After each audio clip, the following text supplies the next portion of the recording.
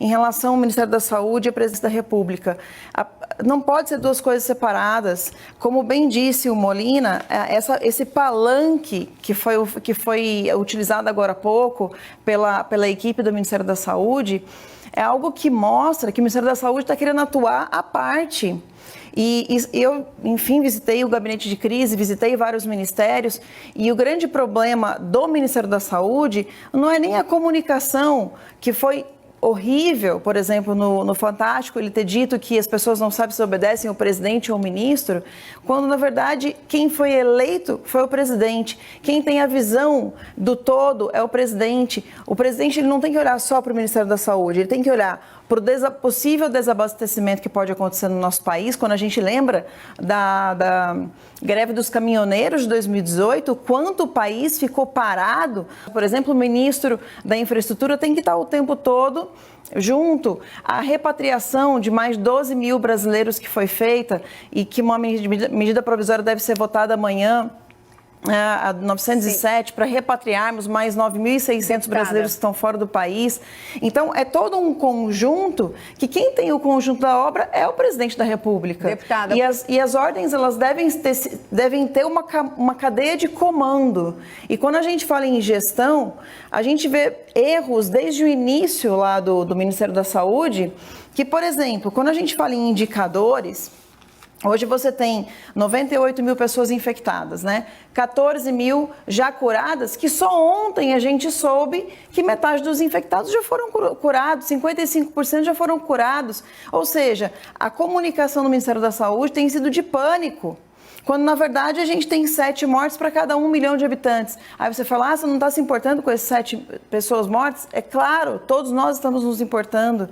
Mas a gente tem que olhar para o todo, e esse olhar para o todo cada ministro tem que responder ao seu chefe. Quando a gente fala de ministro, sim, o ministro não tem que ir num palanque, trazer uma coletiva, ficar 1 hora no ar, nem o presidente da República faz isso, trazendo toda a atenção para ele. Ele quer o quê? Ele criou uma crise, o ministro da Saúde, até 10 dias atrás, as coisas estavam andando. A gente ainda tinha muita incerteza do que era essa crise da pandemia. Só que por que a gente não está encarando ainda? Por que a gente não saiu do isolamento ainda? Porque quando ele fala em 10 milhões de testes, mas só 500 mil pessoas foram testadas, isso é um erro de gestão. Quando a gente fala que os indicadores, por exemplo, só foram ditos ontem que 55% das pessoas estão curadas, isso é um erro de gestão. Então, essas informações, elas estão chegando pouco a pouco. Eu acho que na semana, há 10 dias atrás, a popularidade do Mandetta estava tão alta, porque as pessoas, claro, estavam com medo e não tinham informações suficientes, que acredito que o presidente tenha mantido o Mandetta no cargo, primeiro avaliando a situação e, em segundo lugar, também a popularidade, que a gente tem que olhar. A gente tem que olhar para isso. Vocês são da imprensa, você sabe. A gente sabe que uma demissão de um ministro popular pode acarretar em uma crise que gera problemas de alta de dólar, né, queda da bolsa, ou seja, não é só uma questão de comunicação, isso acarreta e vira notícia para as pessoas. Só que quando a gente tem um ministro, que a gente percebe que existe um erro de gestão, que a gente percebe que no domingo ele confronta de frente o presidente, se coloca assim, né, em questões antagônicas, e hoje diz que não vai ter coletiva, daqui a pouco tem coletiva, daqui a pouco não tem ter pergunta, mas aí tem pergunta, e diz principalmente, eu quero frisar isso, dizer, vamos sair todos juntos. O que é isso? É uma ameaça? É uma ameaça que se você me demitir, então, eu tiro todo mundo comigo e você vai ficar sem informação nenhuma. Aí depois ele diz, não, mas fique tranquilo, porque quem chegar, vai chegar com o ministério todo formado, todo muito bem organizado e vai conseguir trabalhar, e a gente vai fazer uma transição. Então, assim, ao mesmo tempo que ele parece o bom moço, ele age como alguém que está colocando o presidente em xeque-mate. Eu não sou presidente, não sou eu que decido demissão, e você me perguntou o que deveria acontecer. Eu acho que essa insubordinação, e não só insubordinação, mas principalmente os erros de gestão, a falta de clareza em algumas informações, a falta de clareza. Por que os governadores fizeram cada um de um jeito? Porque não teve uma clareza de comunicação de cima para baixo. A gente tem hoje mais de 4.800 municípios sem nenhum caso de coronavírus. Eu acho que a demissão não aconteceu ainda porque não tinha chegado a esse limite, né? E a percepção sobre os erros de gestão estão começando a ser vistos agora.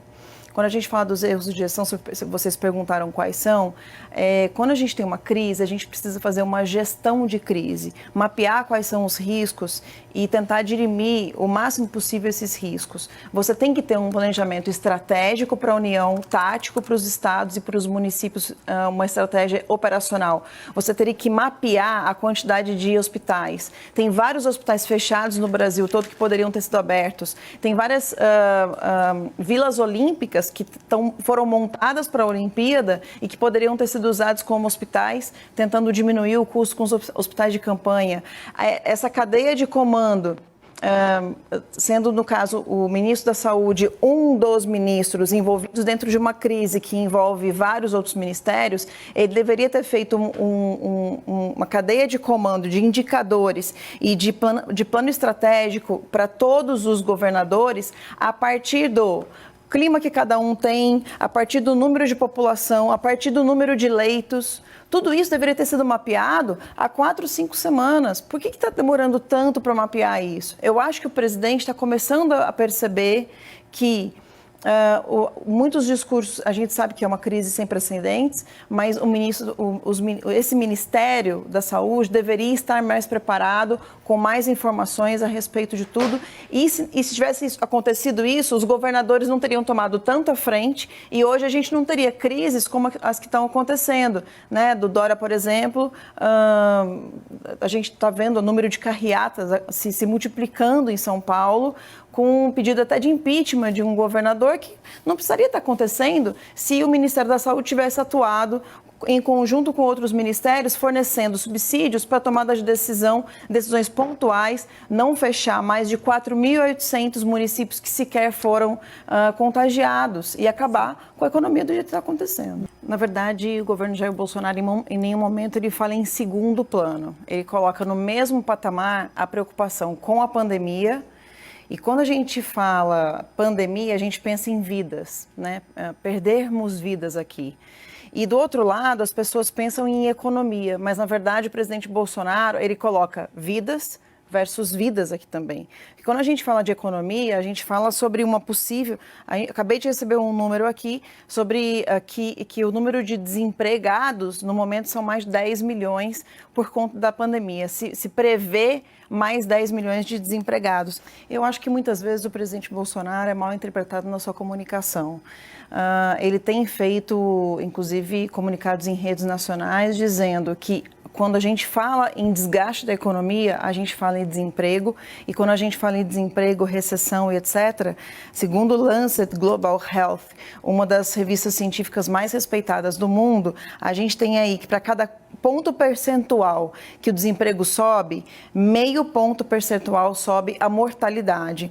O presidente é um guerreiro, o presidente é uma pessoa que tem contato com o público, que tem ouvido através das redes sociais, que acaba sendo um contato direto, a preocupação com o desemprego. E esse desemprego que gera desnutrição, que gera morte através da fome. O presidente já aprovou, né, com um projeto enviado para a Câmara, uma ajuda de, o pessoal fala R$600, mas na verdade é de R$1.800 dividido em 3 vezes, até R$3.600 por família também dividido em 3 vezes. Mais de 4 milhões, quase 5 milhões de pessoas já receberam essa ajuda e existe uma estimativa de nós ajudarmos 54 milhões de brasileiros.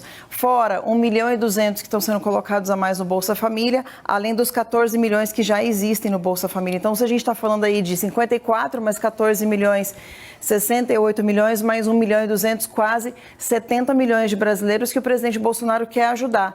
Mas uma ajuda do Bolsa Família ou de até R$1.200 por família, a gente sabe que não é um valor que vai matar a fome, mas não é um valor suficiente para as pessoas viverem bem. Então, a preocupação com o Bolsonaro é com as vidas. Carol. Eu que agradeço, muito obrigada. Só queria completar que mais de 700 bilhões já foram assim, gastos nessa crise do coronavírus, podendo chegar até 1 trilhão. Então, o governo vai fazer tudo o que for necessário para poder salvar vidas. Obrigada, deputada.